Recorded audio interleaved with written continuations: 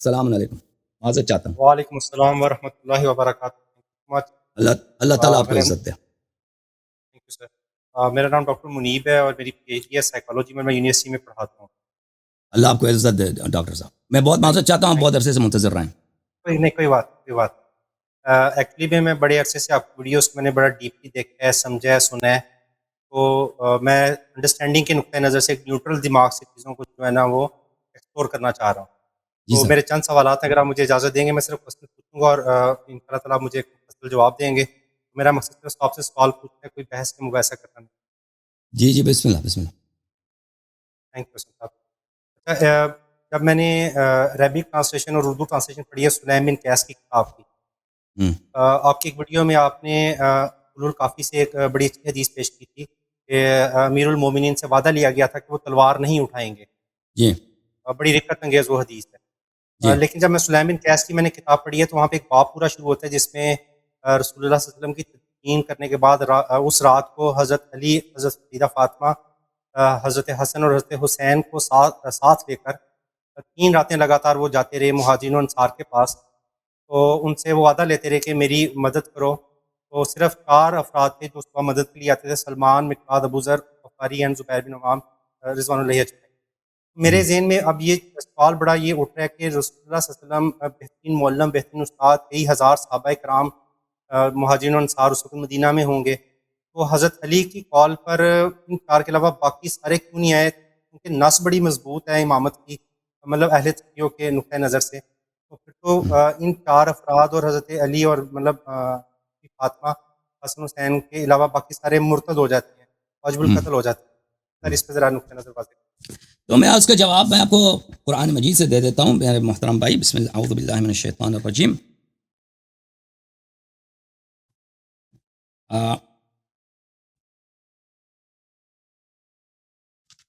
قرآن مجید میں اللہ تعالیٰ سورہ مبارکہ جمعہ میں یہ ارشاد فرماتا ہے، اعوذ باللہ من الشیطان الرجیم، ملاحظہ فرمائیے، یہ آیا ہے وَإِذَا رَأَوْا تِجَارَةً أَوْ لَهْوًا انفضوا إِلَيْهَا وَتَرَكُوكَ قَائِمًا قُلْ مَا عِندَ اللَّهِ خَيْرٌ مِّنَ اللَّهْوِ وَمِنَ التِّجَارَةِ وَاللَّهُ خَيْرُ الرَّازِقِينَ۔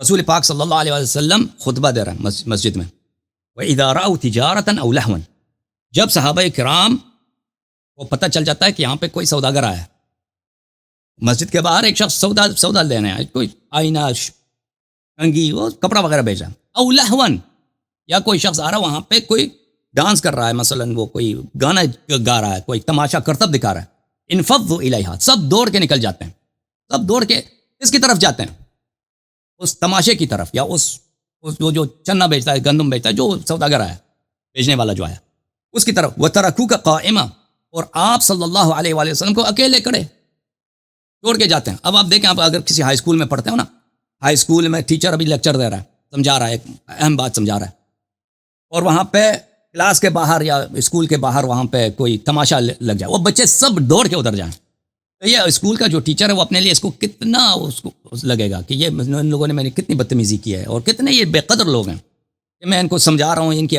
فیوچر بن جائے گا، یہ بعد میں امتحان میں فیل نہیں ہو جائیں گے، پھر اچھے کالج میں داخلہ ملے گا۔ قُلْ مَا عِندَ اللَّهِ خَيْرٌ مِّنَ اللَّهْوِ وَمِنَ التِّجَارَةِ، ان سے کہہ دیجیے کہ اللہ کے پاس جو ریوارڈ ہے، جو انعام ہے، جو مکافات ہے، وہ تجارت سے اور دنیا کے تماشوں سے بہتر ہے۔ اللہ خیر الرازقین، اور اللہ بہترین رازق ہے۔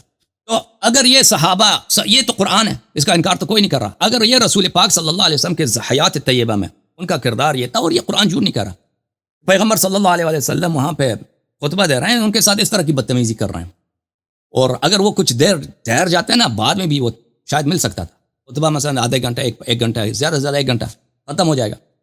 پیغمبر صلی اللہ علیہ وسلم وہ خود اخلاق حسنہ کے حامل ہیں، وہ تو اس طرح تو نہیں کرتے کہ اب سب لوگوں کو بٹھا دو ادھر، ان کا کام بھی ہے، ان کو خطبہ اپنا ختم کرتے پھر چلے جاتے اپنے سامان خریدنے کے لیے، لیکن نہیں، تو جب ان کو اتنا پرواہ نہیں ہے، ٹھیک ہے نا، وہ ایک اور لہو کی باتوں میں تو ان کا فائدہ بھی نہیں ہے۔ اب یہاں پہ خلافت کی بات ہو رہی ہے، امیر المؤمنین علیہ الصلوۃ والسلام نے جب ان کو اپنی نصرت کے لیے بلایا صحابہ کو، رسول پاک صلی اللہ علیہ وسلم کے بعد، اور صحابہ نے بہت کم لوگوں نے ساتھ دیا ہے، تو ان لوگ وہاں پہ ایک طرف یہ ہے کہ وہ ایک طرف تو بہت بڑی حکومت ہے کہ اب یہ حکومت جو ہے شام کو فتح کرے گی، یہ حکومت جو ہے ایران کو فتح کرے گی، اور ابھی آثار نظر آ رہے ہیں کہ یہاں پہ فتوحات بہت سارے ہوں گے، اور یہ فتوحات جو ہوں گے لازمی بات ہے عربوں کا بڑا فائدہ ہوگا.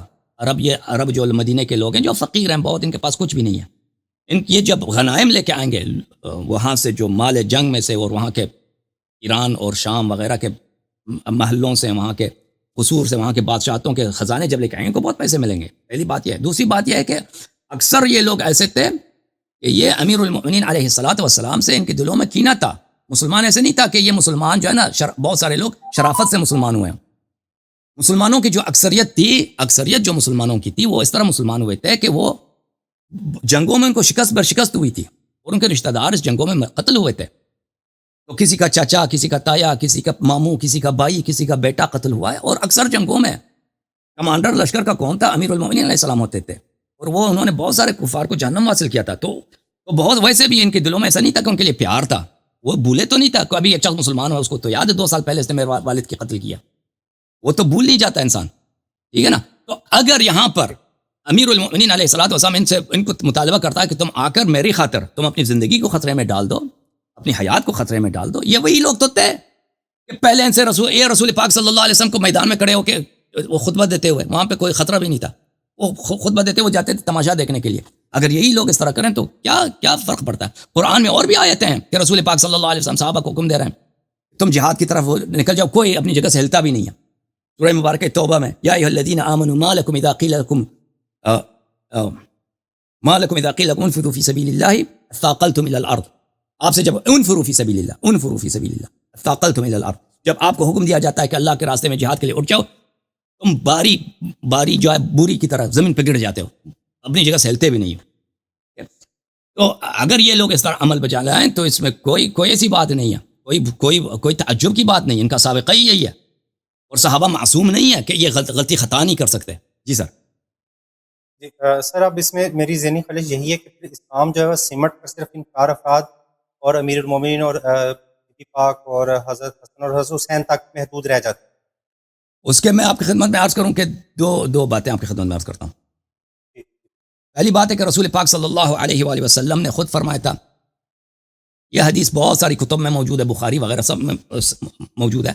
ملاحظہ فرمائی کتاب صحیح مسلم میں، یہاں پر باب بیان کتاب الایمان صفحہ نمبر 9 مسلم کے شروع میں پیغمبر صلی اللہ علیہ وآلہ وسلم نے فرمایا بدأ الاسلام غریبا، اسلام جو ہے بالکل اکیلا تھا. آغاز میں اسلام اکیلا تھا، یعنی پیغمبر صلی اللہ علیہ وسلم میں 1-2-3 آدمی مسلمان ہیں، بلکہ اس سے بھی کم تر تھے پہلے شروع، 2-3 سے بھی کم تر تھے. ایک خدیجہ تھا، ایک علی علیہ السلام، اور کوئی نہیں تھا. تو اسلام آغاز میں بالکل اکیلا تھا. وسيعود غریب کما بدأ غریبا، اور بہت جلد دوبارہ اسلام اکیلا ہو جائے گا.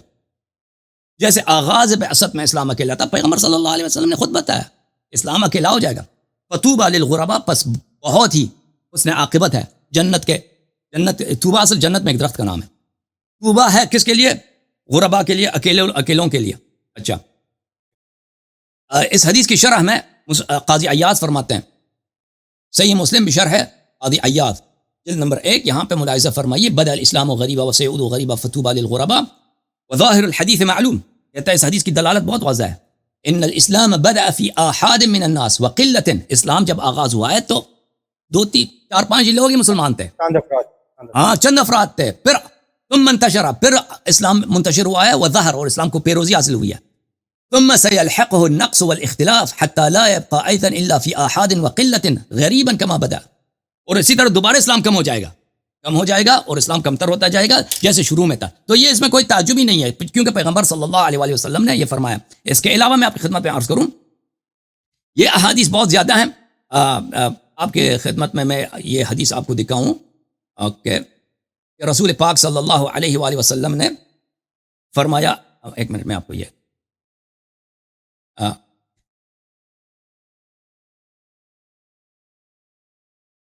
ملاحظہ فرمائیے، کتاب البحر الزخار المعروف بمسند البزار، اس کتاب میں صفحہ نمبر 91 میں حدیث نمبر، یہ جلد نمبر 1 869 میں، عن علی علیہ السلام سے حدیث نقل کرتے ہیں، واللہ لعہد النبی الامی الی ان الامت ستغدر بی.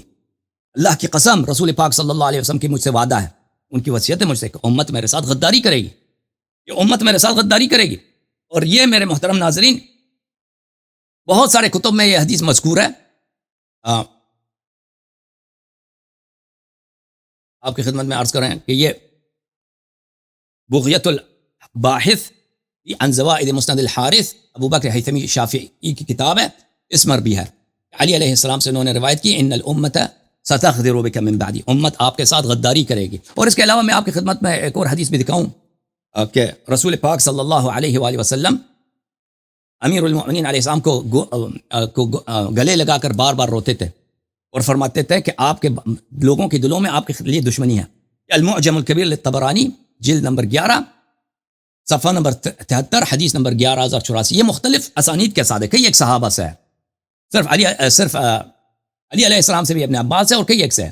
ابن عباس نے کہا کہ ہم رسول پاک صلی اللہ علیہ وسلم کے ساتھ اور علی علیہ السلام کے ساتھ مدینہ کے باغوں میں جا رہے تھے، ایک باغ کے ساتھ سے گزرے تو علی علیہ السلام نے کہا کہ ما احسن هذه الحدیقہ یا رسول اللہ، یا رسول اللہ صلی اللہ علیہ وسلم یہ باغ کتنی پیاری ہے، کتنی خوبصورت ہے یہ باغ۔ تو رسول اللہ صلی اللہ علیہ وسلم نے فرمایا حدیقتک فی الجنۃ احسن منها، آپ کی جو باغ جنت میں اس باغ سے بہتر ہے۔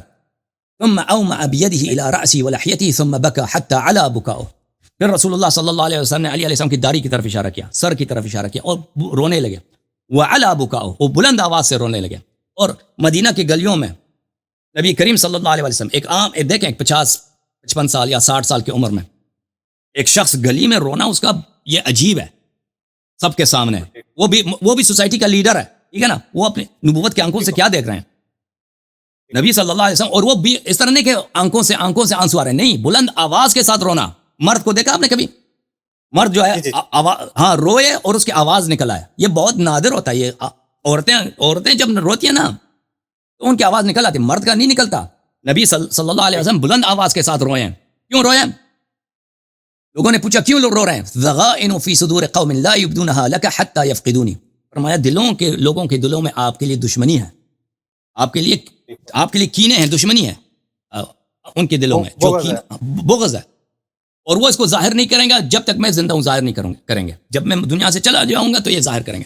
تو لازمی بات ہے کہ یہ جو ہے اگر اسلام کے ساتھ یہ ہوا ہے نا تو اس میں کوئی تعجب ہی نہیں۔ ایک اور میں حدیث آپ کو سناتا ہوں، اس کو دکھاتا نہیں ہے کیونکہ وہ حدیث میں بار بار دکھا چکا ہوں۔ رسول پاک صلی اللہ علیہ وسلم بخاری مسلم میں یہ حدیث بہت ہے، تتبعن سنن من كان قبلكم شبرا بشبر وذراعا بذراع قالوا اليهود والنصارى قال فمن، آپ میں سے پہلے والی امتوں کی نقش قدم پہ چلو گے، شبر بشبر، منہ بمنہ، قدم بقدم چلو گے۔ تو صحابہ نے پوچھا یہود و نصارہ، رسول اللہ صلی اللہ علیہ وسلم نے فرمایا تو اور کون؟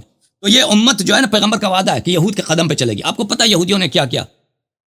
ہارون علیہ السلام کو جب خلیفہ بنایا تھا موسیٰ علیہ السلام نے، پہاڑی پہ گئے تھے تو لوگوں نے سب نے بچڑے کی وہ کیا تھا، سوائے کچھ کم لوگوں کے، ہاں بچڑے کی عبادت کی تھی سوائے کم لوگوں کی۔ تو یہ تو پیغمبر صلی اللہ علیہ وسلم نے اس کی خبر دی ہے۔ جی بسم اللہ۔ سر اب چھوٹا سا شارٹ کوسچن ہے، اس کا میرا خیال آپ چھوٹا ہی آنسر دے دیں گے مجھے۔ اب یہ بک پڑھتے ہوئے میرے ذہن میں یہ سوال آ رہا تھا کہ جب حضرت سلمان، مقداد، ابو ذر غفاری، زبیر بن عوام چار لیس ہو کے صبح وہ سیدنا علی کی بارگاہ میں حاضر ہو گئے تھے، جی اب اس میں مطلب ان کے چچا عباس ان کا ذکر نہیں آتا، تو کیا وہ اس میں سے ہم انہیں ایکسکلوڈ کر دیں گے کہ انہوں نے بھی حضرت علی کی ہیلپ نہیں کی ہے؟ اس کا بھی آپ جی عباس جو ہے نا، عباس ایک وہ اس نے پیغمبر کی بھی کبھی سپورٹ نہیں کی جنگوں میں، عباس نے، یعنی عباس ایسا اس کی، آپ جب مکے میں تھے نا اس زمانے میں، مکے میں یا ہجرت کے بعد، عباس ایک بہادر شخص نہیں تھا، عباس ایک جنگجو شخص نہیں تھا۔ عباس کیونکہ افراد جو ہے نا وہ قربانی دینے میں، جذبے میں مختلف ہوتے ہیں۔ ٹھیک ہے وہ رسول پاک صلی اللہ علیہ وسلم کے چچا تھے، اس لحاظ سے جو ہے امیر المؤمنین علیہ السلام، وہ عمر بھی بڑے ہیں، عزت کرتے تھے، لیکن وہ اس طرح نہیں تھے کہ ان کی زندگی کا سابقہ آپ دیکھیں، انہوں نے پیغمبر کے ساتھ انہوں نے کیا ہو، کچھ بھی نہیں، کوئی ہیلپ کچھ بھی نہیں ان کا، کسی جنگ میں، کسی ہو یا مکے میں جب تھے، جیسے حضرت حمزہ تھے، جنگجو تھے، دلاور تھے، شجاع تھے، حمزہ عباس کی تو ان سے ملتا ہی نہیں ہے۔ تو عباس جو ہے، عباس کی اتنی تعریف نہیں ہے بہادری، مردانگی، شجاعت میں، اسی طرح کہ وہ انہوں نے اہل بیت علیہ السلام کا ہر مسئلے میں ساتھ دیا، اس طرح بھی نہیں تھا، جیسے کہ وہ پیغمبر کے زمانے میں بھی ان کی کوئی ایسی کارکردگی نہیں ہے۔ سر اسی چیز کو کنٹینیو رکھتے ہوئے نا، جو میرے اہل تشریح دوست احباب ہیں، ان کو میں ایک مطلب نہج البلاغہ میں لیٹر لکھا تھا، سیدنا علی نے امیر شام کے نام، لیٹر نمبر 6 ہے وہ، مطلب بڑا مشہور ہے، جس میں انہوں نے حضرت علی نے فرمایا کہ اسی قوم نے میری بیعت کی، ابوبکر عثمان کی کیا، بلا بلا بلا۔ تو اس کے بعد نیچے وہ کہتے ہیں، مطلب حضرت علی لکھ کے ریٹن فارم میں بھیج رہے ہیں کہ مجلس شورا کا اختیار صرف مہاجرین اور انصار کو ہوتا ہے، تو جس شخص پر اتفاق کر لیں، اسے امام نامزد کر دیں تو اللہ کی رضا بھی اسی میں، اور اگر کوئی اس پہ تنقید کرے یہاں اس سے نکل جائے، بدعت اختیار کرے، مطلب اس کو نہ مانے، باہر نکل جائے، تو لوگوں پر فرض ہے کہ واپس وہ اسی دائرے میں واپس آئے۔ اس پہ آپ مجھے تھوڑے کمنٹ جی جی آپ عرض کرتا ہوں۔ اچھا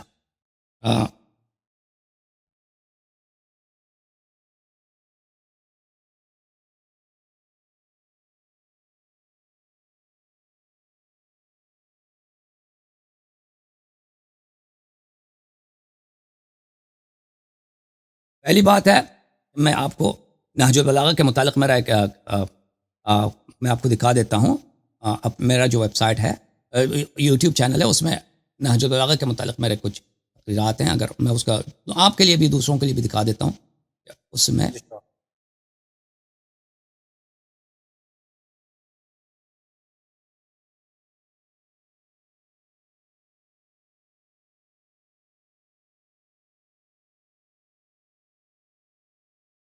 محترم ناظرین، یہ میرا جو یوٹیوب چینل ہے حسن اللہ یاری اردو، اس میں اگر آپ جائیں، یہاں پہ سرچ کریں، یہاں پہ نہج صرف لفظ نہج لکھ دیں تو وہاں پہ آ جائے، انگلش میں اگر نہج NAH لکھ دیں تو وہاں پہ آ جائے گا۔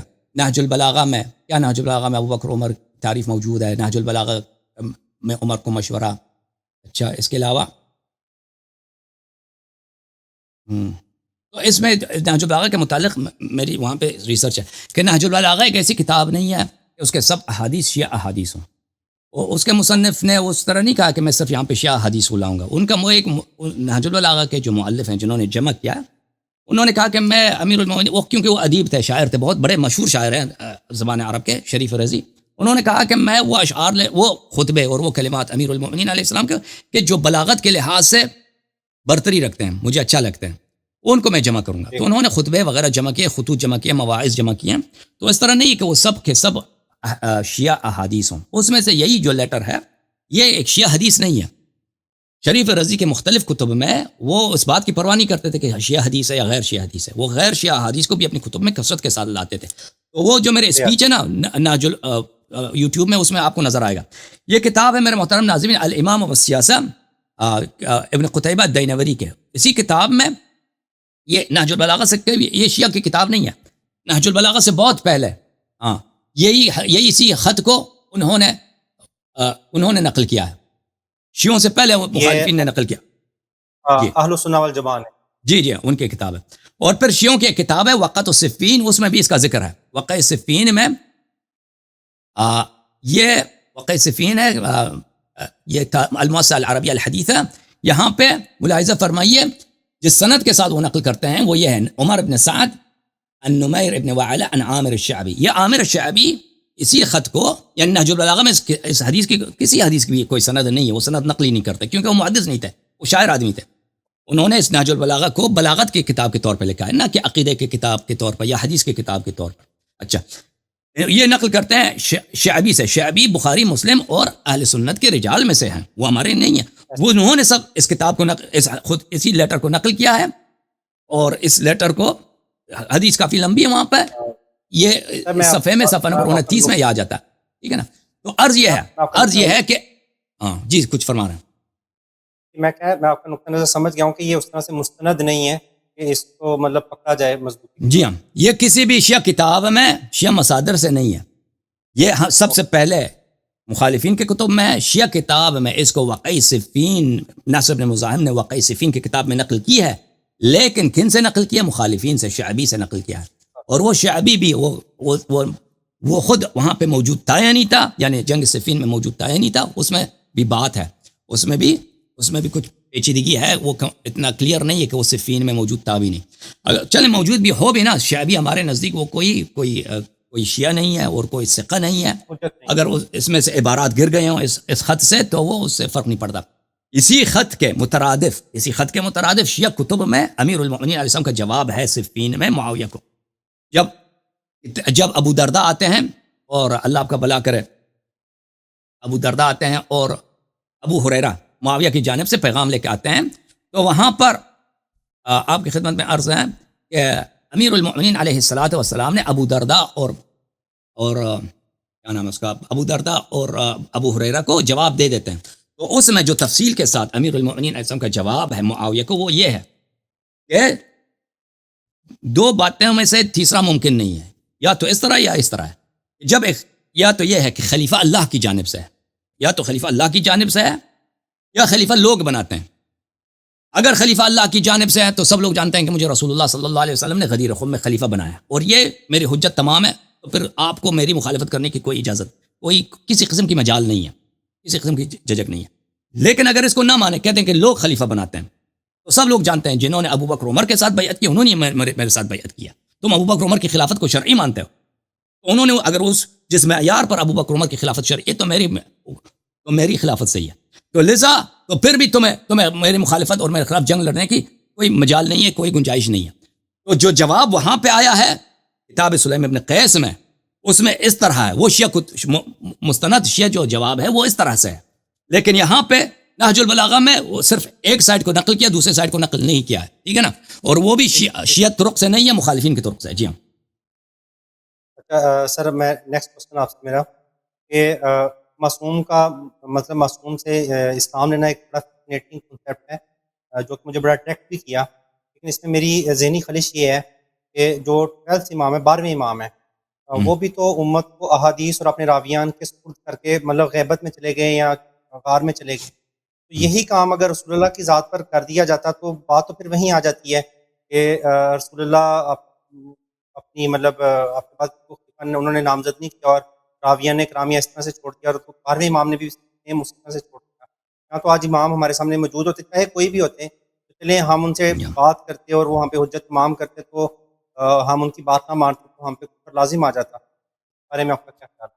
تو رسول پاک صلی اللہ علیہ وسلم اگر چلے جاتے نا اور احادیث کے کتب مدون ہوتی، قرآن مدون ہوتا، اور اتنے بڑی تعداد میں سب ہوتا، اور وہ کچھ عرصے کے لیے ان کے بعد پھر دوسرا شخص آ جاتا نا، مثلا 50 سال 70 سال تک شخص تک کسی معصوم تک یا 100 سال تک کسی معصوم تک رسائی نہیں ہوتی، لیکن وہ کتابیں موجود تھیں، تو آپ کہہ سکتے ہیں کہ انہوں نے کچھ کیا ہے اس طرح۔ لیکن رسول پاک صلی اللہ علیہ وسلم جب گئے ہیں دنیا سے، تو ہمارے بھائیوں کا عقیدہ یہ ہے کہ نہ انہوں نے قرآن جمع کیا، نہ انہوں نے سنت مدون کیا ہے، اور نہ انہوں نے کسی کی ڈیوٹی لگائی ہے کہ تم قرآن جمع کرو یا تم سنت تدوین کرو، اور نہ کسی کو اپنا خلیفہ جانشین بنایا، بالکل قوم کو امت کو ہمیشہ کے لیے حیرت میں چھوڑ کے چلے گئے۔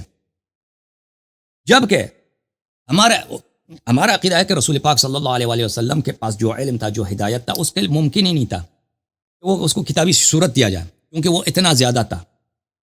اور اگر کوئی کتاب تدوین ہوتا بھی تھا نا، تو اس کی کوئی گارنٹی نہیں تھی کہ وہ کتاب ضائع نہ ہو جاتا، اس کتاب میں لوگ چینج نہ کرتے، اس کتاب کی غلط کاپیاں نہ بنتی، جیسے بعد میں ضعیف احادیث بنی ہیں۔ اور قوم بھی ایسی قوم نہیں ہے کہ وہ کوئی پڑھے لکھی قوم ہے، قوم بھی ایسی قوم ہے کہ ان کو اکثر 95% 98% ان کو پڑھنا لکھنا بھی نہیں آتا، ان کے لیے کتاب بے فائدہ بھی تھا اس زمانے میں، اگر وہ لکھتے بھی تھے نا تو کون استفادہ کرتا اس سے سوائے کچھ کم لوگوں کے۔ تو رسول پاک صلی اللہ علیہ وسلم جی یہ تھیولوجیکل گیپ بہت بڑا کریٹ ہو جاتا ہے اگر ہم یہ نقطہ نظر رکھیں کہ افضل الانبیاء اور آخری نبی، آخری رسول، محبوب خدا، اتنی بڑی اتنی ہیوی شخصیت کی پوری ہسٹری کو انہوں نے ہلا کے رکھ دیا ہے، تو مطلب اگر کوئی چیز ان سے وہ یہ والا امر نہیں اگر ہو سکتا کہ وہ کوئی ایسی جماعت کھڑی کر دیں کہ جو امین ہو، صادق ہو، اللہ ان کی اس میں مدد کرے، تو ہاؤ از اٹ پاسبل کہ کوئی مطلب ان کے بعد کوئی ائمہ کرام اس کو کام سر انجام دے سکے گا؟ بالکل ہمارا بھی یہ موقف ہے نا، وہ بالکل ان کے بعد ایک امین لوگ ہونے چاہیے، تو بالکل اس کو چینج نہیں کریں گے، ان کے پاس سارا علم ہوگا جو پیغمبر کا ہوگا، ساری ہدایت ٹرانسفر ہوگی، ٹھیک ہے نا، ان تک، اور وہ صرف وہ ایک جنریشن کے لیے نہیں، ہر جنریشن کے لیے قیامت تک، کیونکہ دوسرا نبی تو آنا نہیں ہے۔ جیسے اللہ تعالیٰ نبی صلی اللہ علیہ وسلم کے زمانے کے لوگوں کی ہدایت چاہتا تھا، ہماری بھی ہدایت چاہتا ہے، اور ہماری آنے والے نسلوں کی ہدایت چاہتا ہے۔ تو اللہ نے اس دین کی حفاظت کا کیا بندوبست کیا ہے، رسول صلی اللہ علیہ وسلم نے کیا تہیہ کیا ہے۔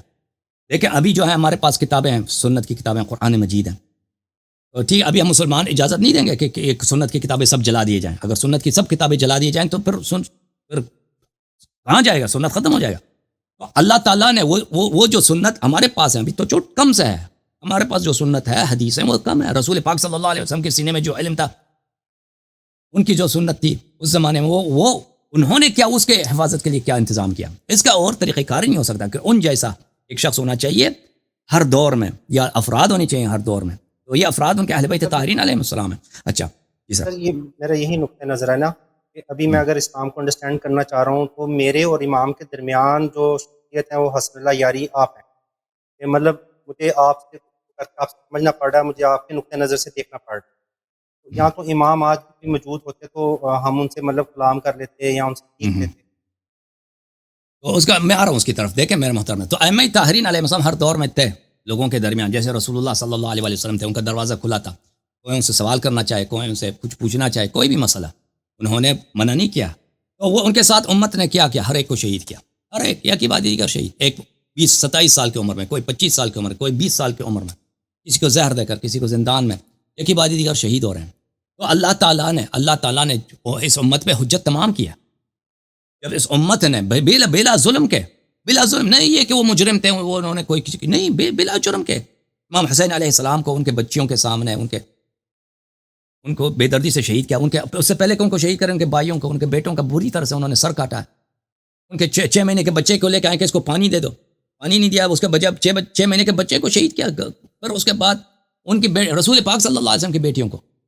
آخر اگر یہ کافر ہمارے نبی صلی اللہ علیہ وسلم کے اتنے دشمن ہیں, یہود و نصارہ اتنے دشمن ہیں, جن کے دل میں جو کٹر جو یہودی وغیرہ ہوتے ہیں, ان کو پیغمبر صلی اللہ علیہ وسلم کو اچھی نظر سے نہیں دیکھتے, آپ کو پتہ ہے. اگر وہ کرتے تو کوئی بات. یہ امتی تھے اپنے نبی صلی اللہ علیہ وسلم کی بیٹیوں کو تو انہوں نے قیدی بنایا, وہ بھی ایک قلیل مدت کے لیے نہیں, اور ایک شہر سے دوسرے شہر تماشا کرا کے لے گئے.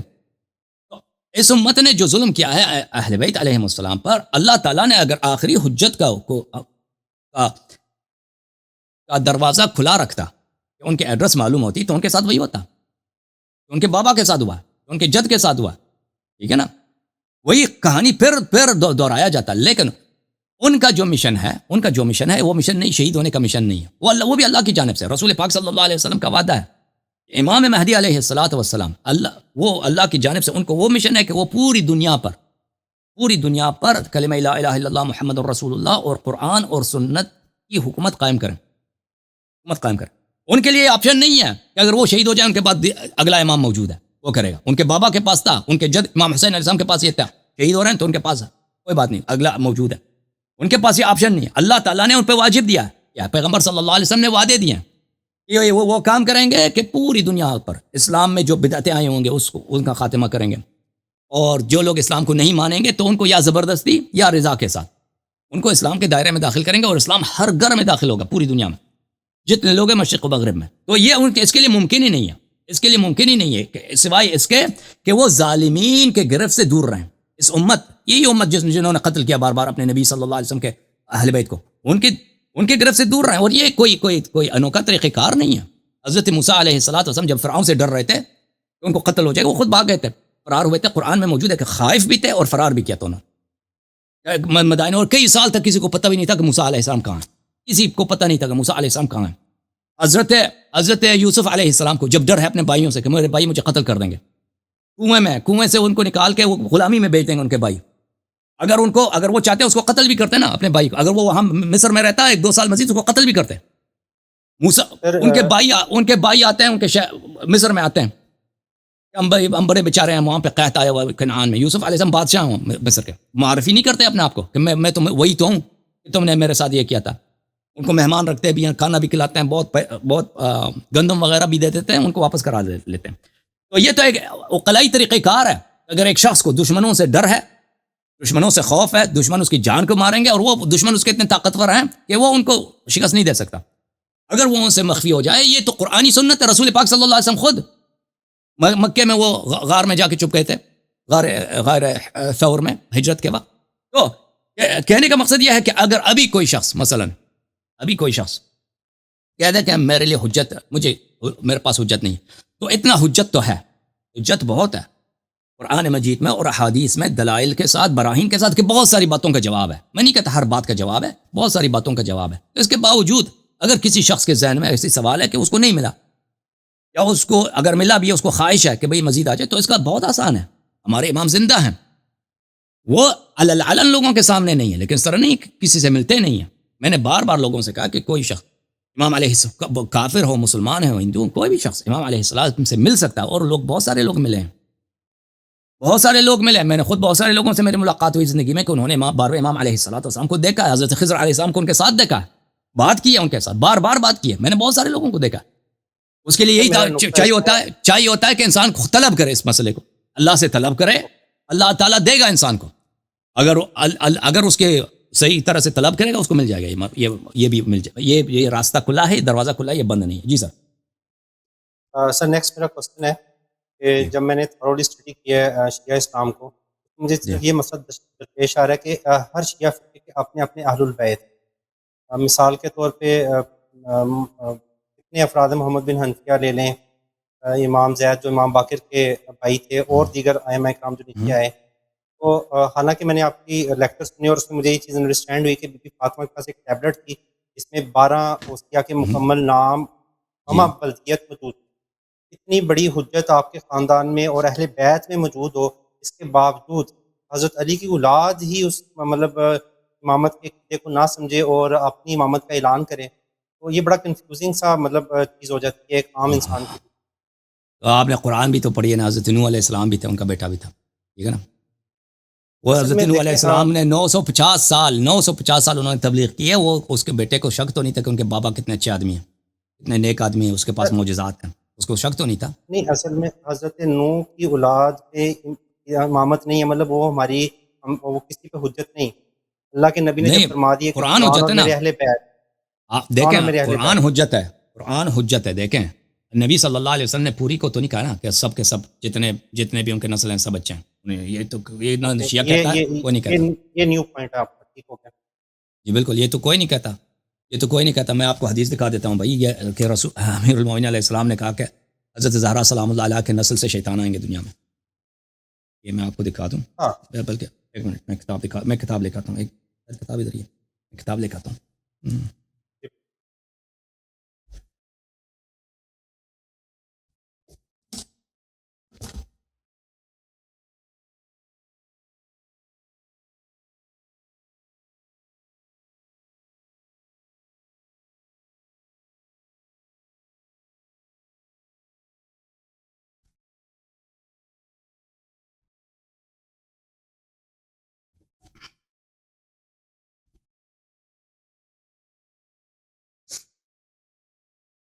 یہ کتاب، اور یہ آپ کی خدمت میں عرض کروں یہ کہ نبی کریم صلی اللہ علیہ وسلم کے رشتہ داروں نے ان کے ساتھ جو برائی کیا، سب سے زیادہ کس نے برائی کی؟ پیغمبر، ان کے اپنے رشتہ دار نے.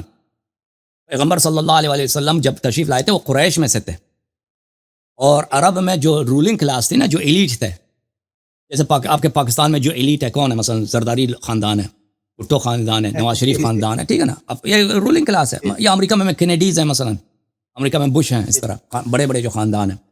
یو کے میں اسی طرح. وہ تو پھر بھی یہ قبائلی نظام تو نہیں ہے پاکستان میں، لیکن وہ کچھ خاندان ایسے ہیں جن کا طاقت زیادہ ہے. لیکن وہ عرب میں تو سب قبائلی نظام تھا. عرب میں تو قبائلی نظام تھا. وہاں پہ سب سے جو ایلیٹ قبیلہ ہے، سب سے جو اعلیٰ قبیلہ ہے، سب سے اثر رسوخ ہے، جس ایک طرح سے کہہ سکتے ہیں کہ وہ بقیہ عرب کا حکمران ہے، وہ کون ہے؟ قریش ہے. سب سے برائی کس نے کی تھی؟ پیغمبر. قریش نے کیا تھا. سب جنگوں میں آگے کون تھے؟ قریش ہی تھے. آخر تک قریش نے ایمان نہیں لایا. زبردستی فتح مکہ کے وقت قتل ہو جاتے تبھی ایمان لائے انہوں نے. اچھا، یہ ملاحظہ فرمائیے، کتاب ملاحم و فتن ہے سید ابن طاؤس رحمہ اللہ کی، کتاب منشورات الرضی. یہاں پر بلی فی نہی ایک باب ہے، صفحہ نمبر 122 میں، باب نہی مولانا علی علیہ السلام اولادہ ان یخرج احد منهم قبل المہدی. کوئی انقلاب نہ کرے. امیر المؤمنین علیہ السلام نے اپنی اولاد کو نہیں کیا، منع کیا کہ امام مہدی علیہ السلام کے آنے سے پہلے آپ میں سے کسی کو حق نہیں ہے کہ تم تلوار اٹھا کے خروج کرو، قیام کرو حکمران آنے وقت پر. تو اس میں یہ ہے، حدیث ہے، اس کو لمبی ہے، اس میں ایک جملہ ہے، وَإِيَّاكُمْ وَالدَّجَّالِينَ مِنْ وُلْدِ فاطمہ. وَإِيَّاكُمْ ایام نہیں ہے، ایاکم ہے، پر حذر رہو، دجال آئیں گے حضرت زہرا سلام اللہ علیہ کے اولاد سے. یہ دجال کس کو کہتے ہیں؟ شیطان کافر دجال یعنی انسان کو دھوکہ دیتا ہے، فراڈی.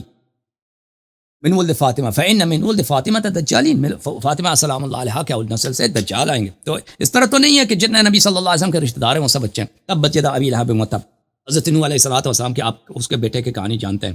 تو ائمہ طاہرین علیہ الصلوۃ والسلام کی یہ جو میں آپ کی خدمت میں عرض کروں، ان کے خاندان میں بہت سارے افراد تھے جنہوں نے ائمہ علیہ السلام کو بہت ستایا ہے، بہت تنگ کیا ہے، ان کو بہت اذیت کی ہے. یہ بنی عباس جو تھے نا، یہ سب بنی ہاشم میں سے ہیں، یہ چچا زاد بھائی ہیں. امام جعفر صادق علیہ السلام کے چچا زاد بھائی ہیں سب. انہوں نے ائمہ علیہ السلام کو یکی بعد دیگر بے دردی کے ساتھ شہید کیا. یہ سب سید تھے، آپ ان کو خمس بھی دے سکتے ہیں بنی عباس کو. اور اسی طرح بنی فاطمہ میں سے بہت سارے افراد آئے ہیں جنہوں نے عیسیٰ ابن زید ہے. عیسیٰ ابن زید محمد ابن عبداللہ ابن الحسن ایک شخص تھا، اس نے مہدی ہونے کا ادعا کیا تھا مدینے میں امام جعفر صادق علیہ السلام کے زمانے میں. اس نے منصور کے خلاف بغاوت کیا تھا. مدینے سے اس نے منصور کا جو گورنر تھا اس کو بگا کے نکال دیا تھا. کچھ عرصے کے لیے امام جعفر صادق علیہ السلام نے اس کو بہت منع کیا، تم ایسا نہ کرو، تم قتل ہو جاؤ گے. تو اس نے مانا نہیں. اس کا جو یہ سب زیدی تھے، انہوں نے امام جعفر صادق علیہ السلام کو جیل میں ڈال دیا تھا اور ان سے کہا تھا کہ تم ہمارے ساتھ بیعت کرو، بیعت نہیں کرو گے تو ہم آپ کا منہ توڑ دیں گے. بہت ہی بدتمیزی کی تھی ان لوگوں نے. اور انہوں نے حضرت جعفر طیار علیہ السلام کے حضرت جعفر طیار جناب مسلم کے پوتے کو لات اور مکے سے مار مار کے اس بیچارے کو شہید کیا تھا. تو اس طرح بہت زیادہ ہے، یعنی کم نہیں ہے، بہت زیادہ ہے کہ ائمہ طاہرین علیہ السلام کے پوتے، ان کے بھائی وغیرہ. دیکھیں یہ چیز جو ہے نا کہ لوگ دنیا طلب ہوں کہ مجھے حکومت ملے، کیونکہ یہ لوگ دیکھتے تھے اپنے سامنے جو علوی تھے نا، حضرت علی علیہ السلام کے نسل سے جو سادات تھے، یہ اپنے آنکھوں سے سامنے دیکھ رہے تھے کہ دیکھیں بنی امیہ نے ہم پہ کتنا ظلم کیا ہے اور حق ہمارا بنتا ہے. بنی امیہ کو حق تو نہیں، ہمارا بابا علی علیہ السلام ہے، خلافت ان کا حق تھا. پھر ان کے بعد جو بنی امیہ نے قبضہ کیا، امام حسین علیہ السلام کو شہید کیا، تو یہ اپنے آنکھوں سے دیکھ رہے تھے کہ بنی عباس کتنے ذلیل تھے. اور یہ جو ہے ان کا عباس کا کوئی اتنا کردار بھی نہیں ہے تاریخ میں، خدمت بھی نہیں ہے. ان لوگوں نے محنت کیا، بنی عباس نے محنت کیا ہے. بنی عباس گئے لوگوں کے ساتھ، انہوں نے کمپین کیا ہے. بنی عباس نے بڑے عرصے تک بہت کمپین کیا، ان لوگوں نے گئے خراسان گئے تھے یہ لوگ. اور کس بات سے؟ یہی سی بات کہ ہم اہل بیت میں سے ہیں، ہم نبی صلی اللہ علیہ وسلم کے رشتہ دار ہم ہیں. اور نہیں کہتے تھے کہ ہمیں حکومت ملنا چاہیے، کہتے تھے اہل بیت میں سے ایک فرد کو ملے گا، خلیفے کا نام نہیں بتاتے تھے. تو انہوں نے اور جو مسلمان تھے اس زمانے میں، خراسان میں، ایران میں، ماوراء النہر میں، یہ لوگ تو لازمی بات ہے، ان کو اہل بیت علیہ السلام سے محبت ہوتی تھی، احادیث ان کو سناتے تھے، امیر المومنین علیہ السلام کے فضائل سناتے تھے، امام حسین علیہ السلام کی شہادت سناتے تھے ان کو. دیکھیں بنی امیہ وہ لوگ ہیں جنہوں نے اہل بیت علیہ السلام کے ساتھ یہ کیا، تو ان کو بڑا ان لوگوں نے جوش دلایا. تو نتیجہ یہ ہوا 20-30 سال کے محنت کے بعد یہ بہت لشکر لے کے آئے، بہت عظیم لشکر لے کے آئے تھے خراسان سے. ابو مسلم خراسانی کے کمان کے اندر ابو مسلم آیا تھا، بری طرح سے بنی امیہ کو شکست دی، ان کے خلیفے کو قتل کیا تھا. دمشق میں داخل ہو گئے تھے، ان کا جو کیپٹل سٹی تھا دمشق، فاتح کے طور پہ داخل ہو گئے تھے. خلیفہ ان کا فرار ہو گیا اور انہوں نے بنی امیہ کے سب سرداروں کو جمع کیا مہمانی کے لیے. بنی عباس نے مہمانی کے، ہم آپ کو پارٹی دے رہے ہیں سب کو، ہاں کیا بھائی بن گئے. ان کو جب بلایا کھانے پہ، جب بلایا سب کو، تو بنی امیہ کا جو وہاں پہ وہ تھا منصور کا وہاں پہ خود منصور وہاں پہ تھا، منصور دوانقی، ابو جعفر منصور وہاں پہ تھا. تو اس نے وہاں پہ آواز اٹھایا، این حمزہ ابن عبد المطلب. ٹھیک ہے نا، جب سب کھانے پہ بیٹھے ہیں، ابھی کھانا شاہی کھانا لگا ہے، فاتح کے طور پہ داخل ہوئے ہیں. بنی امیہ تو کچھ بھاگ گئے تھے، ان میں سے جو کیونکہ سب تو بھاگ نہیں سکتے تھے، ان کا کیپٹل سٹی تھا، ان کا بہت سارے سردار جنرل وغیرہ پکڑ لیا تھا. تو ایک دفعہ آواز کیا، این حمزہ ابن المطلب، حمزہ کہاں ہے؟ تو یہ سب کو پتہ چل گیا کس کا، کیونکہ حمزہ وہی تو تھا نا، نبی صلی اللہ علیہ وسلم کے چچا ہیں. ان کو کس نے قتل کیا ہے؟ معاویہ کی ماں نے وحشی کو کہہ دیا کہ بھئی قتل کر دو تم اس کو، میں تمہیں آزاد کر دوں گی. اور پھر اس کے جگر وغیرہ بھی کاٹا تھا. پھر اس نے کہا این علی، این الحسین ابن علی، این علی ابن الحسین، ایک شہداء کا نام لیا اس نے، یہ لوگ کہاں ہیں؟ تو بیچارے وہ جو جنرل تھے بنی امیہ کے شکست خوردہ اب ان کے اسیر ہو چکے ہیں، وہ تو سمجھ رہے تھے کہ ہم ادھر پارٹی کھانے آئے ہیں، ہم پہ انعام کرے گا، ہمیں سب کو ادھر ہی سر کاٹ دیا، ان سب کا سر ادھر ہی کاٹ دیا، ان کو ذلیل کیا. اور پھر معاویہ کو قبر سے نکال کے ان لوگوں نے جلا دیا. بہت انہوں نے کام کیا بنی عباس نے. تو کہنے کا مقصد یہ ہے کہ علوی جو تھے، فاطمی جو سادات تھے اس زمانے میں، وہ اپنے آنکھوں کے سامنے دیکھ رہے تھے حق تو ہمارا بنتا ہے. میں شارٹ میں آپ کے کنسیپٹ میں نے یہ گریب کیا ہے کہ امت نے تو چلے شیعہ نقطۂ نظر سے جو غداری کی ایون اہل بیت کے اندر سے، مطلب اہل بیت کے لوگوں نے بھی غداری کی. عرض یہ ہے، یہ اپنے آنکھوں کے سامنے دیکھ رہے تھے کہ حق تو ہمارا بنتا ہے، لیکن بنی عباس نے محنت کی ہے، ان کو حکومت مل گئی ہے. حالانکہ بنی عباس، یہ منصور دوانقی تھا، ان کا جو اصل لیڈر تھا اس کا نام ابراہیم الامام تھا، اس کا بڑا بھائی تھا، وہ اس کو مروان الحمار نے قتل کیا تھا. بنی امیہ حکومت لینے سے 2 سال پہلے، فتح سے 2 سال پہلے وہ پکڑا گیا تھا، مر گیا تھا. تو ان لوگوں نے خفیہ طور پر محمد ابن الحسن کے ساتھ، محمد ابن عبداللہ ابن الحسن کے ساتھ، جو امام حسن علیہ السلام کا پوتا ہے، اس کے ساتھ ان لوگوں نے بیعت کیا تھا، حکومت اگر ہمیں ملے، خلیفہ وقت آپ ہیں، لیکن بنی عباس نے غداری کی، اس کے ساتھ علویوں کے ساتھ، فاطمیوں کے ساتھ غداری کی، ان کو حکومت ملی ہے تو انہوں نے ان کو حکومت نہیں دیا.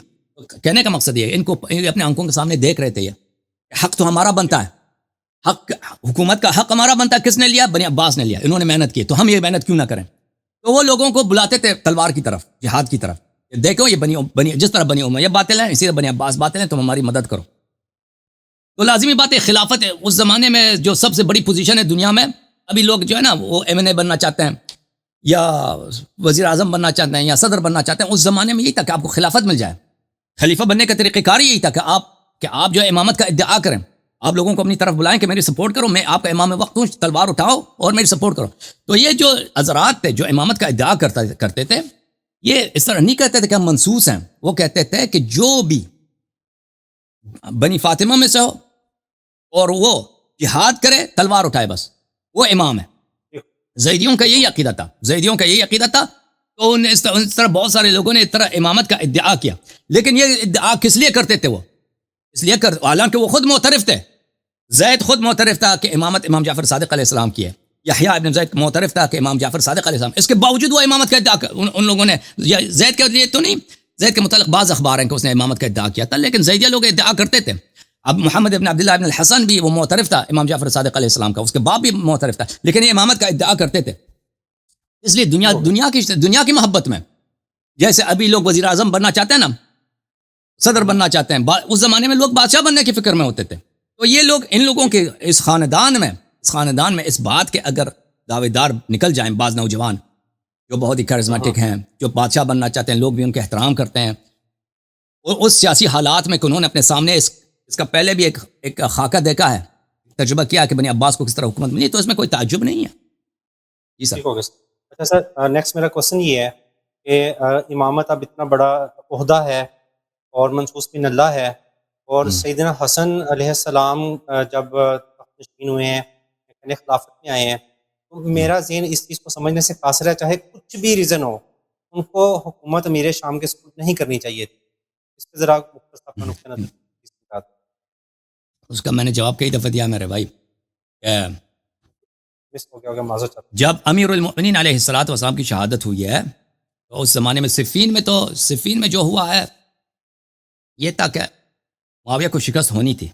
معاویہ نے کیا کیا؟ معاویہ اور عمرو بن العاص نے، انہوں نے قرآن نیزوں پہ اٹھایا تھا، اور قرآن کے نیزوں پر اٹھانے سے انہوں نے یہ کیا تھا کہ بھئی قرآن ہمارے اور آپ کے درمیان فیصلہ سنائے گا. حالانکہ قرآن کسی کا فیصلہ نہیں سناتا، فیصلہ سنانے والا شخص ہوگا. قرآن تو ایک کتاب ہے بھئی، وہ کچھ بھی وہ کب کہے گا کہ بھئی دونوں آدمی کے درمیان ابھی میرا آپ کے ساتھ نزاع ہے، قرآن بیچ میں رکھ دے، قرآن مجید کوئی فیصلہ تو نہیں سنائے گا. قرآن کو کوئی پڑھے گا تو فیصلہ سنائے گا نا. تو ان کی جانب سے ایک فراڈ تھی کہ وہ جنگ رک جائے، کیونکہ وہ تباہ ہونے والے تھے. تو جب انہوں نے قرآن نیزوں پہ اٹھایا تھا، اس کے بعد امیر المومنین علیہ السلام نے کہا تھا اس قرآن کی فکر نہ کرو، تم جنگ لڑتے رہو. تو ان لوگوں نے، لشکر والوں نے نہیں مانا تھا ان کی بات. وہاں سے خوارج کا آغاز ہوا تھا. خوارج نے کہا کہ ہم کافر ہو گئے، سب لوگ کافر ہو گئے. کہاں پر؟ صفین میں کافر ہو گئے، دوبارہ اسلام میں داخل ہو جاؤ. تو یہ ان کی تعداد کم نہیں تھی خوارج. امیر المومنین علیہ السلام کے لشکر کی ایک بہت بڑی تعداد وہ ان کے مخالف بن گئی تھی، اور پھر بعد میں یہ لوگوں نے مسلمانوں کو قتل کرنا شروع کیا تھا. امیر المومنین علیہ السلام نے ان کے خلاف کچھ نہیں کیا، ان کے خلاف قدم نہیں اٹھایا. وہ آ کے جب قرآن پڑھتے تھے، نماز پڑھتے تھے، نماز کے دوران آ کے گالی دیتے تھے، اس وقت تک بھی ان کو کچھ نہیں کہا. جب انہوں نے مسلمانوں کو قتل کرنا شروع کیا، راستے میں لوگوں کو، بے گناہ لوگوں کو قتل کرنا، پھر انہوں نے، امیر المومنین علیہ السلام نے سب خوارج کو قتل عام کیا. تو اور اس زمانے میں یہ تھا کہ قبائلی نظام تھا، اور اکثر جو قبائل کے سردار تھے وہ اس طرح نہیں تھے کہ وہ امیر المؤمنین علیہ الصلوۃ والسلام کے وہ شیدائی تھے کہ وہ ان کو منصوص من اللہ مانتے تھے. وہ ابو بکر عمر کی خلافت کو بھی صحیح مانتے تھے، عثمان کے خلاف تھے، معاویہ کے خلاف تھے، اور امیر المؤمنین علیہ السلام سے وہ توقع کرتے تھے کہ یہ ہم کیونکہ خلیفے کے سردار، یہ قبیلے کے سردار ہیں، وہ ہمیں وزارتیں دیں، ہمیں گورنرشپس دیں، ہمیں دنیا میں مقامات دے دیں، عہدے ملیں. تو امیر المؤمنین علیہ السلام یہ نہیں کرتے تھے. وہ جتنا ایک فقیر کو دیتے تھے، ایک غریب کو دیتے تھے، غلام کو دیتے تھے، اتنا ہی قبیلے کے سردار کو دیتے تھے، غنائم میں سے یا ٹیکسز میں سے. اور کسی کو ایسے ہی اس کو کسی عہدے پہ رکھ دے تاکہ وہاں جا کے رشوت لے کے وہ امیر بن جائے، اس طرح اجازت نہیں دیتے تھے. دوسری طرف سے معاویہ یہی کرتا تھا. معاویہ کا طریقہ کار یہ تھا تو اس کو پرواہ ہی نہیں تھا کہ بھائی اگر ایک شخص قبیلے کا سردار ہے وہ اس کو کسی علاقے کا گورنر بنا دو، اس کے تحفے دے دو، اس کو رشوت لینے دو تاکہ مجھے اس کی سپورٹ ملے. تو اس کا کیونکہ قبائلی نظام تھا تو قبائل کے جو سردار تھے وہ اگر کسی کے ساتھ مل جاتے ہیں تو پورا قبیلہ ان کے ساتھ اس سائڈ پہ چلا جاتا تھا. تو اس طرح یہ ہوا کہ معاویہ نے مختلف قبائل کے سرداروں کو تحفے بیچ کر ان کو اپنے ساتھ ملا لیا. امیر المؤمنین علیہ السلام کی حکومت کے آخر میں اکثر لوگ معاویہ کے ساتھ ہو گئے تھے. ان کی جو سپورٹر تھے کافی کم تھے. پھر ان کی شہادت ہو گئی. ان کی شہادت کے بعد امام حسن مجتبیٰ علیہ السلام نے معاویہ کے خلاف جنگ لڑنے کی طرح تیاری کی تھی اور لشکر کے ساتھ وہ کوفے سے نکل گئے تھے، مدائن آ گئے تھے. مدائن پہ ان کے اپنے لشکر والوں نے حملہ کیا تھا. اس لیے حملہ کیا تھا کہ معاویہ نے ان کو پیسہ دیا تھا کہ اس کو قتل کرو. اور وہاں پہ جب یہ زخمی ہو گئے تھے تو انہوں نے یہ منصوبہ بنایا تھا کہ ان کو ہم پکڑ کے معاویہ 10 بستہ اسیر معاویہ کی تسلیم کرتے ہیں، معاویہ میں انعام دے گا. وہ بھی ان کا کام نہیں ہوا. لیکن لشکر کے اکثر جو جنرل تھے، سردار تھے، وہ معاویہ سے ملے تھے، معاویہ کے ساتھ مل گئے تھے. فوج کا جو سردار تھا، کمانڈر ان چیف تھا امام حسن مجتبیٰ علیہ السلام کا، عبید اللہ ابن عباس تھا. عبداللہ ابن عباس نہیں، عبید اللہ ابن عباس. معاویہ نے اس کو رشوت دے دی. اس نے اپنے سپاہیوں کے ساتھ، جو اس کے خاص سپاہی تھے، مل کے وہ چلا گیا، معاویہ سے مل گیا.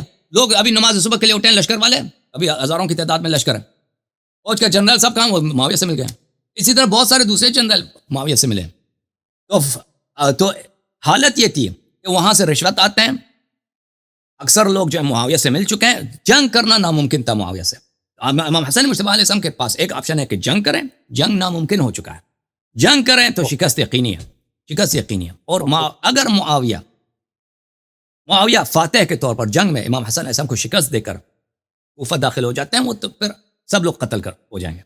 یعنی اور کیونکہ معاویہ کو پتہ ہے کہ ان کے چاہنے والے اصلی وفادار لوگ کون ہیں، جو اصلی شیعہ ہیں، کٹر شیعہ وہ کون ہیں. اور پھر یہ خود ان کے معاویہ کے دل میں ویسے بھی نفرت ہے کہ معاویہ کا بھائی جو ہے بدر میں قتل ہوا ہے، اس کا نانا قتل ہوا ہے. میں آپ کو ایک روایت دکھا دوں امیر المومنین علیہ السلام کی نہج البلاغہ میں. 1 منٹ میں آتا ہوں.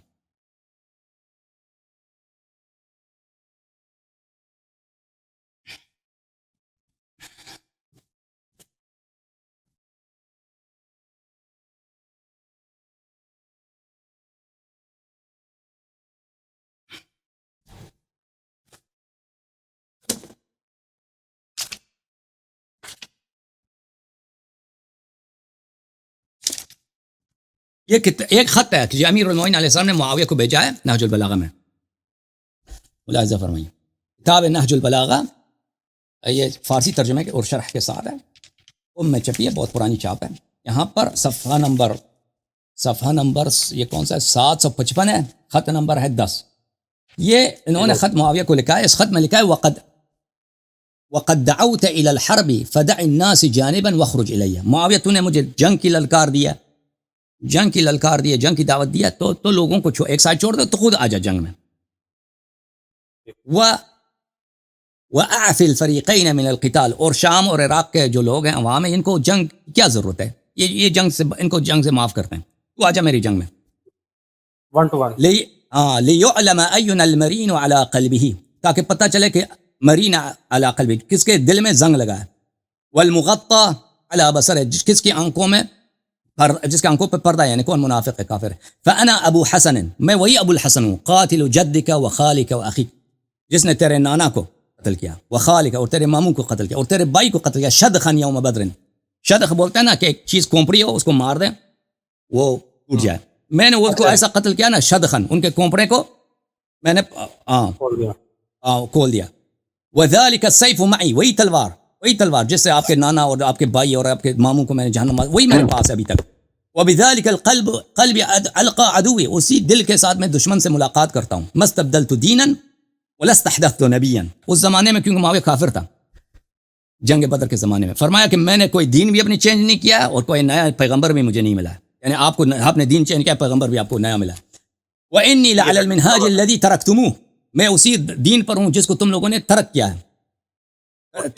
ترکتموه طاعین ودخلتم فیہ مکرہین، تم دین میں زبردستی داخل ہو گئے تھے اور بہت ہی خوشی سے دین کو چھوڑ دی تم لوگوں نے. اچھا، کہنے کا مقصد یہ ہے کہ معاویہ کو تو پتہ ہے امام حسن علیہ السلام کے والد گرامی ان کے دادا کے قاتل ہیں، ان کے نانا کے قاتل ہیں، ان کے چچا بھائی وغیرہ سب کو خاندان کا تباہ ہو گیا تھا جنگ بدر و احد میں. تو ان کے دل میں کینہ تو ہے. کہنے کا مقصد یہ ہے کہ اگر امام حسن مجتبی علیہ السلام صلح نہ کرتے ان کے ساتھ وہی ہوتا جو کربلا میں ہوا ہے، بلکہ اس سے کئی گنا زیادہ، کیونکہ کربلا ایک محدود جنگ تھی. 72 لوگ ہیں کربلا کے، جو صحرا میں ہوا ہے وہی ہوا ہے. اگر معاویہ فاتح کے طور پہ داخل ہوتا، یعنی ان سے گارنٹی نہ لیا جاتا صلح میں معاہدے میں کہ آپ کسی کو قتل نہیں کر سکتے، آپ کسی کا حتی بیت المال سے کسی کا عطا آپ کاٹ نہیں سکتے، سب کو ایک جیسا دینا ہوگا، اور آپ جو ہیں امیر المومنین سب کو گالیاں دینا بند کریں گے وغیرہ وغیرہ. اگر یہ نہ ہوتا، اگر یہ معاہدہ نہ ہوتا تو یہ لوگ سب قتل ہو جاتے. تو ان سب لوگوں کی جان بچانا، ایک مسلمان کا جان بچانا. دیکھیں اگر پیغمبر صلی اللہ علیہ وسلم بھی، اگر کوئی ایسا ان کی زندگی میں ایسا واقعہ پیش نہیں آیا، اگر واقعہ پیش آ جاتا کہ مثلا کفار ہر طرف سے پیغمبر کو شکست دیں گے، یقینی ہو جاتا کہ یہ مسلمانوں میں اب نہیں ہے. ٹھیک ہے نا، کیونکہ بہت سارے انبیاء کے زمانے میں پیش آئے کہ انبیاء سب قتل ہو گئے. اگر تو اب یقیناً مسلمانوں کی جان بچانے کی کوشش کرتے پیغمبر صلی اللہ علیہ وسلم کہ کسی طرح ان کی جان بچ جائے. اور امام حسن مجتبی علیہ السلام نے بہترین معاویہ سے گارنٹیز لی ہیں کہ آپ کسی کو قتل نہیں کریں گے، کسی شخص کا قتل نہیں کریں گے. جو قتلیں ہوئے ہیں صفین میں، جمل میں، اس کا انتقام آپ کسی سے نہیں لیں گے. آپ کسی کا حتی بیت المال سے عطا کم نہیں کریں گے. امیر المومنین علیہ السلام کے جو سپاہی تھے، جو جنرل تھے، ان کو آپ کسی طرح سے تنگ نہیں کریں. یہ سب گارنٹی ان سے لے لی. لیکن لازمی بات ہے معاویہ نے ان پہ عمل نہیں کیا، آہستہ آہستہ سب لوگوں کو قتل کیا. لیکن فرق یہ تھا، اگر امام حسن مجتبی علیہ السلام جنگ پہ اصرار کرتے، وہ خود بھی شہید ہو جاتے، سب اہل بیت علیہ السلام سب تباہ ہو جاتے. ٹھیک ہے نا، خودکشی تھی، اور سب ان کے شیعہ سب ایک ہی دفعہ شہید ہو جاتے، کوئی نہیں بچتا. سر میں کنٹینیو رکھ سکتا ہوں گفتگو؟ جی سر، بسم اللہ. ایک سوال مزید کریں. ایک سوال صرف مزید کروں؟ آپ کی مرضی، آپ سوال کریں، میں آپ کی خدمت میں حاضر ہوں. جی تھینک یو سر. سر اس کو اگر قرآنک پوائنٹ آف ویو سے دیکھیں تو ایک الہامی کتاب اللہ تعالیٰ کی طرف. جی میں نے آپ کی ویڈیو سنی ہے جس میں مطلب آیات کی قرآن کو جمع کرنا، اس میں آپ کہتے ہیں نبی کے سینے میں، حالانکہ آیت میں وہ الفاظ موجود نہیں ہے کہ جمع کرنے سے نبی کا سینہ ہے. نمبر 1. نمبر 2 کہ اللہ تعالیٰ نے قرآن پاک میں جب خود اس چیز کا ذمہ لیا کہ یہ وہ ذکر ہے جس کی میں خود محافظ ہوں اس کا، تو میں اس میں یہ سمجھتا ہوں کہ اگر کرسچینز بھی اس دور میں قرآن پاک کو اکٹھا کرتے، وہ بھی ہمارے لیے حجت ہے، کیونکہ قرآن حجت ہے، قرآن پہ روایات حجت نہیں ہو سکتی. ایک عام مسلمان کے لیے اللہ تعالیٰ قرآن پاک میں کوئی ایسی آیت رکھ دیتا یا بالکل کلیئر کٹ، جیسے زید پہلے مسلمانوں میں سے ان کا نام قرآن پاک میں آ گیا، لہب بدترین دشمنوں میں سے اس کو قرآن پاک میں اللہ تعالیٰ نے ذکر کر دیا. ایک چھوٹی سی کوئی ایسا مفہوم یا آیت رکھ دیتے واضح کلیئر کٹ کہ کوئی بھی اس پہ اب مطلب پھر نہ سکتا کہ یار یہ حق بات ہے، اگر میں سے روگردانی کروں تو یہ تو اللہ تعالیٰ سے غداری ہوگی. تو اللہ تعالیٰ کو خود کی ذمہ دے لینا چاہیے کہ کوئی ایسا قرآن ہم تک آتا کہ جو بالکل مطلب کہہ کہ ویریفائڈ یا بالکل محکم ہوتا. قرآن محکم ہوتا ہے یا قرآن میں امامت کی دلیل محکم ہوتی؟ کون سی بات کر رہے ہیں؟ مطلب اتنا اختلاف ہے امت میں، واضح جیسے اللہ تعالیٰ نے حضرت ابراہیم کے بارے میں واضح الفاظ میں لکھا ہے، رسول اللہ کی نبوت کے بارے میں واضح لکھا ہے، لہب کے بارے میں واضح لکھا ہے، زید کا نام لے کے مطلب بات واضح لکھی ہے. اسی طرح سے حضرت علی رضی اللہ تعالیٰ عنہ، چلے اہل سنت کے نزدیک ابو بکر ہیں، تو اس حوالے سے کوئی اللہ تعالیٰ واضح آیت رکھ دیتا، نہیں رکھ دیتا جس سے روگردانی کرنا جو ہے نا وہ ہوتا. اس کا جواب کئی ایک ہے میرے بھائی، اس کا جواب کئی ایک ہے.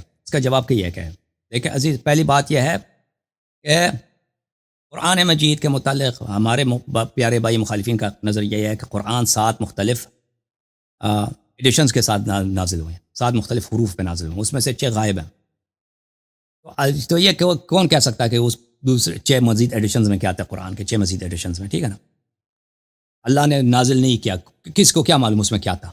جب وہ ہے ہی نہیں، آپ کیسے کہہ سکتے ہیں؟ جب اگر آپ ایک حدیث ہوتی، 2 حدیث ہوتی، ہم چھوڑ دیتے. اتنے زیادہ احادیث ہیں، ٹھیک ہے نا، کہ قرآن کے کئی ایڈیشنز تھے، 7 ایڈیشن تھے، 7 حروف تھے، اور وہ الفاظ میں ایک دوسرے سے مختلف تھے. یہاں تک کہ حکیم ابن حزام جب وہ سورہ فرقان کی تلاوت کر رہے تھے تو عمر صاحب ان کو مارنے لگے تھے کہ یہ کیا تلاوت کر رہا ہے، ٹھیک ہے نا. اور نبی کریم صلی اللہ علیہ وسلم نے فرمایا یہ سب اللہ کی جانب سے اللہ نے 7 حروف پہ نازل کیا، یعنی 7 مختلف الفاظ کے اطوار کے ساتھ نازل کیا. اس میں کیا تھا وہ تو کسی کو نہیں معلوم.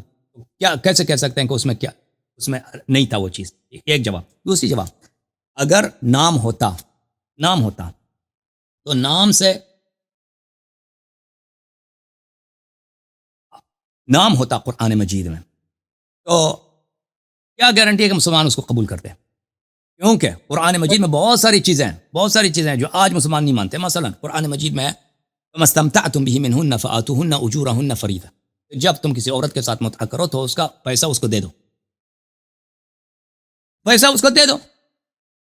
اس میں لفظ متعہ بھی آیا ہے، اس میں یہ بھی آیا کسی عورت کے ساتھ اگر متعہ کرو اس کا پیسہ اس کو دے دو.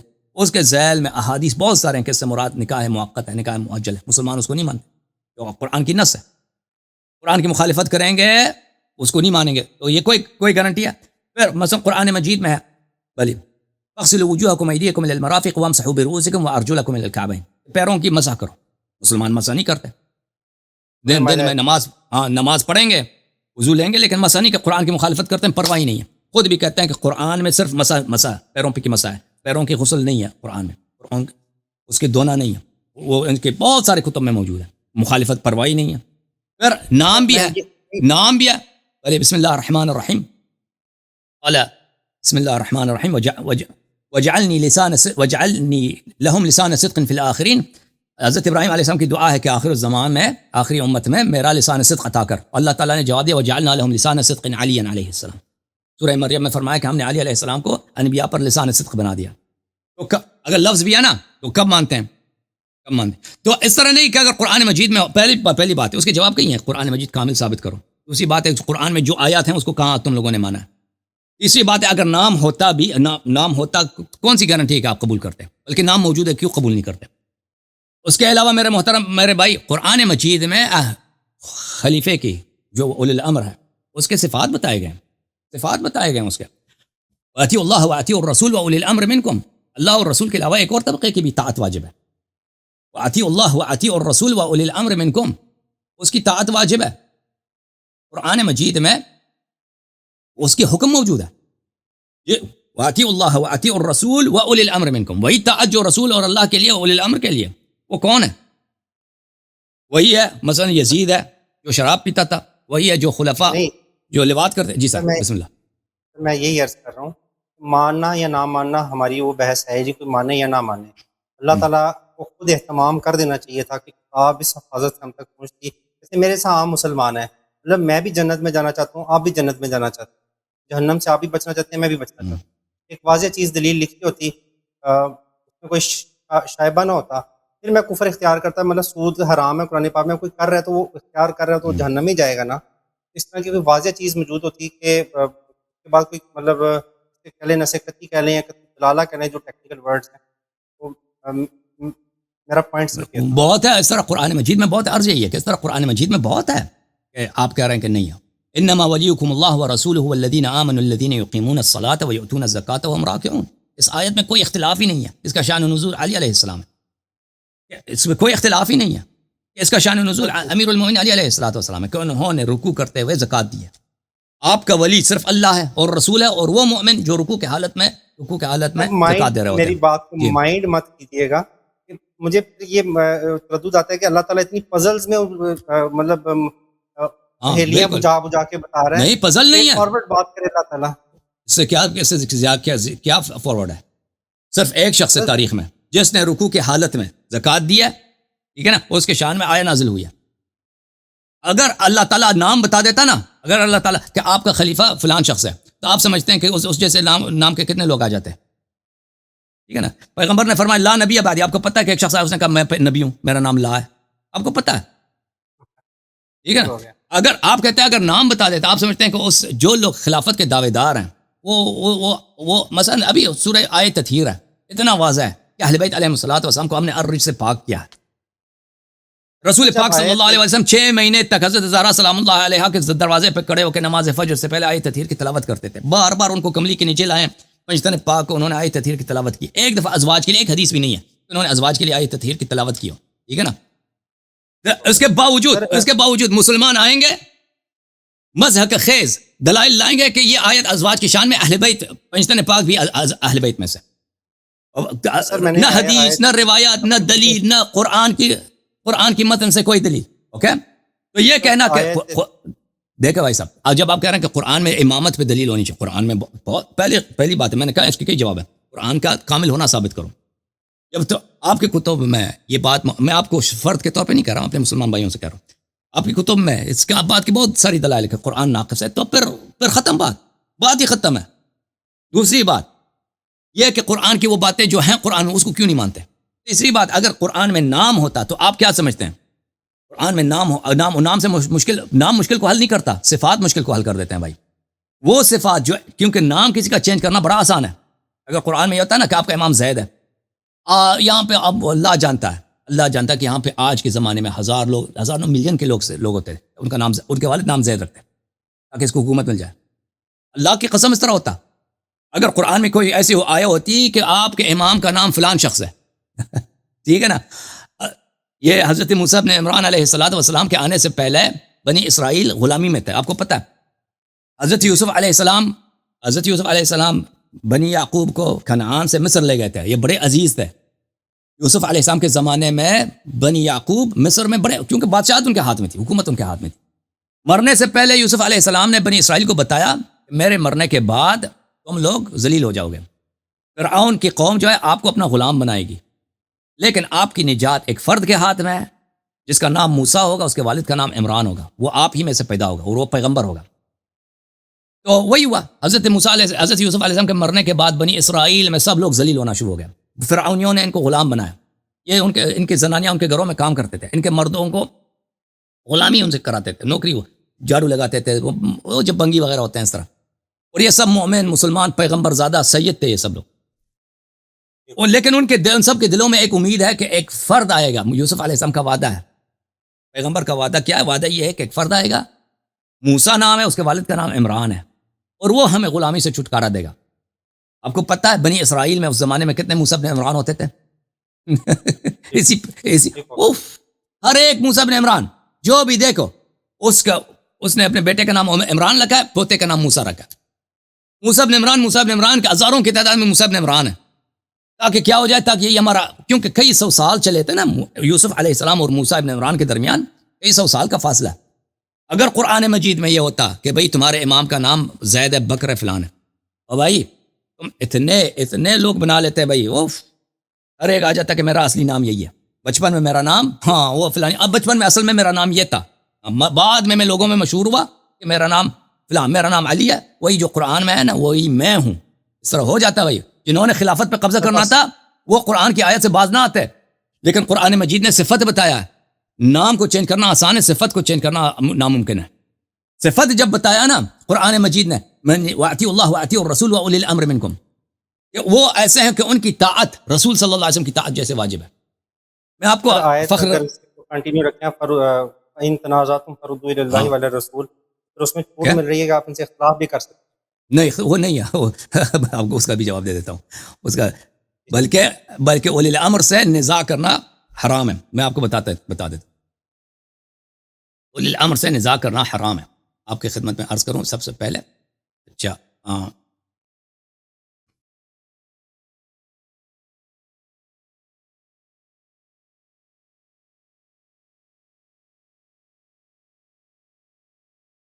یہ کتاب ہے میرے عزیزو، ملاحظہ فرمائے، صحیح بخاری چاپ دار احیاء تراث العربی، ملاحظہ فرمائے یہاں پر کتاب الفتن میں، بلی رسول پاک صلی اللہ علیہ وآلہ وسلم سے کئی ایک روایت نقل کی ہے کہ اولی الامر کے ساتھ نزاع کرنا حرام ہے، حرمت النزاع مع اولی الامر۔ ملاحظہ فرمائیے، صد انکم سترون بعدی اثرة وامورا تنکرونها قال فما تأمرنا یا رسول اللہ صلی اللہ علیہ وآلہ ادوا الیہم حقهم وصلوا اللہ حقکم۔ میرے بعد عمراء آپ پہ ظلم کریں گے، ہم کیا کریں یا رسول اللہ؟ ان کا حق ان کو دے دو، ان کا حق ان کو دے دو، اور اپنا حق اللہ سے مانگو۔ اچھا، ملاحظہ فرمائیے، فرماتے ہیں کہ نبی کریم صلی اللہ علیہ وآلہ وسلم نے ہم سے بیعت کیا، بیعت لے لیا۔ کیا بیعت کے شرط کیا تھا؟ بیعت یہ تھے کہ ان بایعنا علی السمع والطاعة فی منشطنا ومکرہنا وعسرنا ویسرنا وان لا ننازع الامر اہلہ، کہ ہم جو ہے نا ہم نزاع نہ کریں خلفاء کے ساتھ۔ پیغمبر صلی اللہ علیہ وآلہ وسلم نے ہم سے وعدہ لیا تھا۔ اچھا بات ڈی ٹریک ہو گئی ہے، جی سر، بات نا ہماری ڈی ٹریک ہو گئی ہے۔ اچھا کیا فرق؟ چلے میرے جی سر، 2 سوال رہ گئے، میں وہ پوچھ لیتا ہوں، پھر انشاءاللہ تعالیٰ آپ سے اجازت چاہیں گے۔ میں آپ کی خدمت میں ایک منٹ میں کوئی چیز آپ کو دکھاؤں، ایک منٹ میں آپ کو ایک چیز دکھا دیتا ہوں۔ آیہ مبارکہ یہ اطیعوا اللہ و اطیعوا الرسول و اولی الامر کے متعلق فخر رازی صاحب اپنے تفسیر میں یہ فرماتے ہیں. کتاب تفسیر فخر رازی ہے، جلد نمبر 10. یہاں پہ ملاحظہ فرمائیے، یا ایھا الذین آمنوا اطیعوا اللہ و اطیعوا الرسول و اولی الامر منکم فإن تنازعتم فی شیء کا یہ مطلب نہیں ہے کہ تم اگر عمراء کے ساتھ تنازع کرو. اگر تم آپس میں تنازع کرو اس کی بات ہو رہی ہے. عمراء کے ساتھ تنازع کرنا یہ حرام ہے، وہ میں نے آپ کو احادیث دکھا دی. اچھا، صفحہ نمبر 148 میں یہ فخر رازی فرماتے ہیں ان اللہ تعالی امر بطاعت اولی الامر علی سبیل الجزم. اللہ تعالیٰ نے اس آیہ شریفہ میں اولی الامر کی طاعت مطلقاً یقیناً واجب کیا کہ اولی الامر کی طاعت کرو.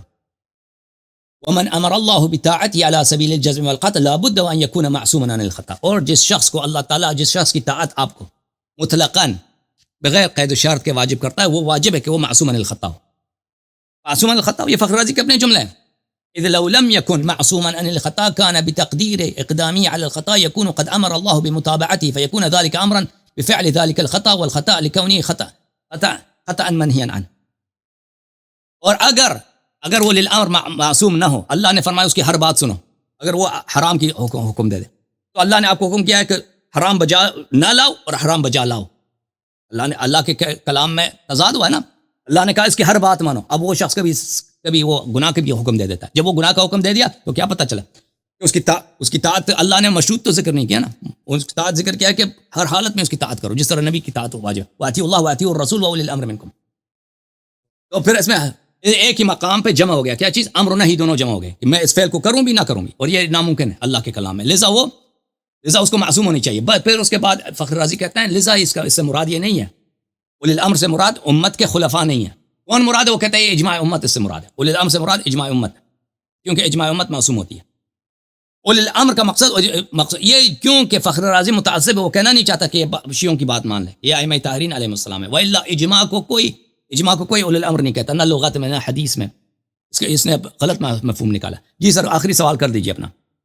دو آخری سوال ہیں بس. ایک یہ ہے کہ جب میں نے آپ کی آیت تطہیر میں نے آپ کی ویڈیوز دیکھی تھوڑی انڈرسٹینڈ کیا ہے. آیت تطہیر میں آپ لفظ تطہیر سے مکمل اپنا مقدمہ پیش کرتے ہیں کہ ائمہ کرام معصوم ہیں تو آن ٹھیک ہو گیا. تو سیم ورڈ اللہ تعالیٰ نے سورہ مائدہ آیت نمبر 6 کے آخر میں استعمال کیے ہیں وہ اور وضو کرنے والے افراد کے بارے میں، یرید لیطہرکم، اور آگے اس پہ ایون یہ بھی فرمایا ویتم نعمتہ. اگر ہم وہ تطہیر دیکھیں، آیت تطہیر میں تطہیر مطلق ہے، سورہ مائدہ میں تطہیر وہ جنابت سے ہے، ٹھیک ہے نا. تو دونوں میں بڑا فرق ہے. تطہیر کبھی جنابت سے ہوتی ہے، تطہیر کبھی مثلا ظاہری نجاست سے ہوتی ہے، مثلا کسی نے پیشاب کیا پاکانا ہے اس پہ، اس سے ہوتی ہے. اچھا میں آیہ نکال دوں آپ کے لیے سورہ مبارکہ مائدہ سے. مائدہ مطلب اس میں الفاظ ایگزیکٹ وہی ہیں، یرید وہ ارادہ کرتا ہے. ایگزیکٹ نہیں ہے. یا دیکھا سورہ مائدہ میں الفاظ یہ ہیں، اعوذ باللہ، یہ سورہ مائدہ ہے. سورہ مائدہ آیہ نمبر 6 یہی ہے. یہ آیہ کیا ہے؟ وضو والی آیت. یا ایھا الذین آمنوا اذا قمتم الى الصلاۃ فاغسلوا وجوہکم وایدیکم الى المرافق وامسحوا برؤوسکم وارجلکم الى الکعبین. جب نماز کے لیے ہو جاؤ تو وضو بنا لو. وضو کا طریقہ بھی بتا دیا، ٹھیک ہے نا. پیروں کی مسح کرو. وان کنتم جنبا فطہروا، اور اگر جنب ہو تو طہارت کرو. وان کنتم مرضى او على سفر او جاء احد منكم من الغائط او لامستم النساء فلم تجدوا ماء. اور اگر تم مریض ہو، یعنی پانی تمہارے لیے مضر ہے، پانی پہ ٹچ کرو تو انسان بیمار ہو جاتا ہے، ٹھیک ہے نا. پانی انسان کے لیے اچھا نہیں ہے، زخم وغیرہ. یا سفر میں گئے ہو، پانی نہیں ہے، یا کسی عورت کے ساتھ تم نے کیا کیا، عورت کے ساتھ تم نے جماع کیا ہے اور پانی نہیں ہے. فلم تجدوا ماء، پانی نہیں. فتیمموا معی صعیدا طیبا، تو کیا کرو؟ پاک مٹی کے ساتھ تیمم کرو. فامسحوا بوجوہکم وایدیکم منہ، تو اس کے ساتھ مل لو، اپنے چہرے پر اپنے ہاتھوں پر تیمم مٹی مل لو، مسح کرو. ما یرید اللہ لیجعل علیکم من حرج، اللہ تعالیٰ آپ کو زحمت میں نہیں ڈالنا چاہتا. اللہ کا احسان ہے کہ اگر پانی کم ہے، مثلا میں سفر پہ جا رہا ہوں، پانی بہت کم ہے، کہہ دے کہ غسل کرو، وضو کر دو، پھر تو میں مر جاؤں گا، پھر پینے کے لیے پانی نہیں ہوگا. یا کوئی مریض ہے بھائی، بیمار ہے، اس کے لیے پانی مضر ہے، اب اس کو کہہ دو غسل کرو، بھائی وہ غسل کرے گا، مر جائے گا. اللہ تعالیٰ آپ کو زحمت میں نہیں ڈالنا چاہتا. ولیکن یرید لیطہرکم، اللہ تعالیٰ آپ کو پاک کرنا چاہتا ہے. کس تطہیر کی بات ہو رہی ہے؟ یہ جنابت کی سے تطہیر کی بات ہو رہی ہے. یہ جنابت سے تطہیر کی بات ہو رہی ہے، یہ مطلق نہیں ہے. اللہ تعالیٰ ایک شخص جنوب ہے، اس کے پاس پانی نہیں ہے، یا اگر پانی ہے تو غسل کرے گا، اگر پانی نہیں تو تیمم کرے گا. یہ اس سے طہارت کی بات، یہ مطلق نہیں ہے. اللہ آپ کو پاک کرنا چاہتا ہے. وَلِيُتِمَّ نِعْمَتَهُ عَلَيْكُمْ، اور اللہ اپنی نعمت آپ پہ تمام کرنا چاہتا ہے تاکہ تم عبادت کے لائق بنو. طہارت ہے تو نماز ہے، طہارت ہے تو عبادت ہے، طہارت نہیں ہے تو بھائی وضو ہی نہیں ہے، غسل ہی نہیں ہے، تو کیسے نماز پڑھو گے وہی جنابت کی حالت میں؟ تو یہ یہاں پہ جو آیا ہے میرے محترم بھائی، یہاں پہ کیا ہے؟ یہاں پہ کسی کی تعریف نہیں ہے میرے محترم بھائی، دیکھ رہا نا، تعریف نہیں ہے کسی کی. اللہ تعالیٰ کا کیا ہے؟ تفضل ہے. تم جنوب ہو جاتے ہو، جنوب سے نکلنے، یا وضو نہیں ہے، وضو سے نکلنے کا طریقہ کیا ہے؟ طہارت یا پانی سے ہوگا یا مٹی سے ہوگا. اہل بیت علیہم الصلوۃ والسلام آپ سب کو پتہ ہی ہے فضائل میں سے ہے. ہاں آپ کتاب مسلم کو دیکھو، باب مناقب اہل بیت النبی، اسی میں مسلم نے آیے تطہیر کو لے کے آیا، مناقب میں سے ہے. ٹھیک ہے نا؟ اگر یہ ان کے معنی ایک ہی ہوتے ہیں کہ بھئی اہل بیت علیہ الصلوۃ والسلام کو جنابت سے پاک کرنی چاہیے اپنے آپ کو، اگر یہ تو یہ کون سے معنی ہوتے؟ یہ کوئی تعریف ہوتی؟ تعریف تو تب بنے گی میرے بھائی کہ اللہ تعالیٰ نے ان کو برائیوں سے دور کیا ہے، برائیوں کو ان سے دور کیا ہے، ان میں عیب نہیں ہے. تعریف تو تبھی ہوگی نا اگر مثلا اللہ تعالیٰ نے مثلا یہ تو اس میں جنابت، آیت تطہیر میں جنابت کا ذکر ہی نہیں ہے، یا مثلا یا وضو تیمم کا ہے، کوئی واسطہ ہی نہیں اس سے. جی سر، آیت تطہیر کے لاسٹ کوسچن ہے میرا، آیت تطہیر میں اللہ تعالیٰ نے اپنے ارادہ ظاہر فرمایا کہ اللہ تعالیٰ یہ ارادہ کرتا ہے، یہ نہیں فرمایا کہ اللہ نے ایسا کر دیا ہے. جیسے اللہ تعالیٰ کہتا ہے کہ میرا ارادہ ہے کہ تم لوگ جنت میں جاؤ، تو یہ انما یرید اللہ، اللہ کا مسلسل ارادہ ہے لیذھب، کہ اللہ خود دور کرے، اللہ کا ارادہ ہے کہ اللہ دور کرے، لیذھب عنکم الرجس، آپ میں سے ناپاکی کو، ویطہرکم تطہیرا، اور آپ کو پاک کرے نہایت پاک. جب اللہ ارادہ کرتا ہے تو اللہ کو روکنے والا کوئی ہے؟ انما امرہ اذا اراد شیئا ان یقول له کن فیکن. اللہ کا جب ارادہ ہوتا ہے تو اس کے ارادے کو کوئی روکنے والا، اس کے لیے کوئی محنت کی ضرورت نہیں. ہم جب ارادہ کرتے ہیں نا بہت محنت کی ضرورت، کام کبھی ہو بھی جاتا ہے، کبھی طاقت ہوتی بھی نہیں. اللہ تعالیٰ کے لیے جب ارادہ ہو جاتا ہے، کسی بات سے تعلق ہو جاتی ہے نا، ارادہ اس سے ارادہ کا تعلق ہو گیا کہ یہ بات ہو جائے تو وہ ہو جاتی ہے. اللہ تعالیٰ نے یہ فرما دیا قرآن مجید میں، ٹھیک ہے نا. اللہ نے ارادہ کیا کہ اللہ خود یہ کام کرے، تو اللہ کے پاس طاقت بھی ہے. اللہ کی طاقت، اللہ کی قدرت کی کوئی حد نہیں ہے، بے انتہا ہے. جب اس کی قدرت کے اس نے جب ارادہ کر لیا ہے تو اس کو روکنے والا کوئی نہیں. اوکے، پیٹرن قرآن میں جگہ جگہ ریپیٹ ہوا ہے کہ اللہ تعالیٰ ارادہ کرتا ہے جنت میں جائے، اللہ تعالیٰ ارادہ کرتا ہے کہ تمہارے بوجھ کو ہلکا کرے، اللہ تعالیٰ یہ ارادہ کرتا ہے. اللہ تعالیٰ بالکل، اس سے مراد یہ دی جاتی ہے کہ آپ اچھے اعمال اپناؤ، تو میں پھر اس چیز کو آپ پہ دو طرح کے نا. ایک دفعہ اللہ نے ہم سے ارادہ کیا کہ ہم کوئی کام کریں، یعنی وہ اللہ نے ہم سے ارادہ کہ ہم کوئی کام کریں، وہ ہمارا فعل ہے، وہ ہمارا فعل ہے. ہم نے اگر اللہ کے ارادے کی تعمیل کی تو ہمیں ثواب ملے گا، وہ ہم کو. لیکن اگر اللہ نے ارادہ کیا کہ وہ خود کرے، لیکن دونوں میں بڑا فرق ہے. اگر اللہ ارادہ کرتا ہے کہ میں یہ کام کروں، ٹھیک ہے نا، وہ اب دنیا میں اختیار ہے مجھے. اللہ نے ارادہ کیا کہ میں نماز پڑھوں، اب میں نے کبھی نماز پڑھی تو نہیں پڑھی، ٹھیک ہے نا. اس کا ضروری نہیں ہے کہ میں نماز پڑھوں، کیونکہ اللہ نے ارادہ کیا کہ میں نماز پڑھوں، میں اپنے اختیار سے پڑھوں، ٹھیک ہے نا. اللہ نے ارادہ نہیں کیا کہ وہ خود کوئی کام کرے. لیکن اللہ اگر ارادہ کرتا ہے کہ وہ خود کوئی کام کرے، ٹھیک ہے نا، اللہ نے یہ ارادہ تو نہیں کیا. آیت تطہیر میں ملاحظہ فرمائیے، آیت تطہیر میں اللہ نے یہ ارادہ تو نہیں کیا کہ اہل بیت علیہ الصلوۃ والسلام اپنے آپ کو پاک کریں، یہ تو نہیں کیا.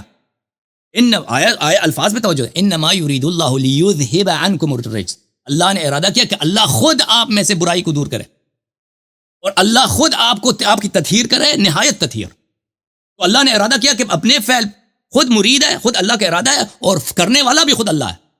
اوکے، ان دونوں میں بڑا فرق. Okay, thank you. یہ دیکھنا پیراڈاکس کریٹ ہو گیا ہے کہ اگر آپ آیت اس طرح سے آیت تطہیر کو لیں گے، پھر تو سیدہ فاطمہ کی اولاد میں سے قیامت تک دجال پیدا نہیں ہونا چاہیے.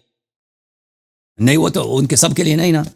آیت تطہیر مخصوص ہے، مخصوص ہے پنجتن پاک اور 12 اماموں کے لیے، باقی کے لیے نہیں ہے. اسمت مخصوص ہے ان کے لیے. ہاں، بہت مہربانی، اللہ آپ کو عزت، بہت شکریہ آپ کا. تھینک یو میرے بھائی.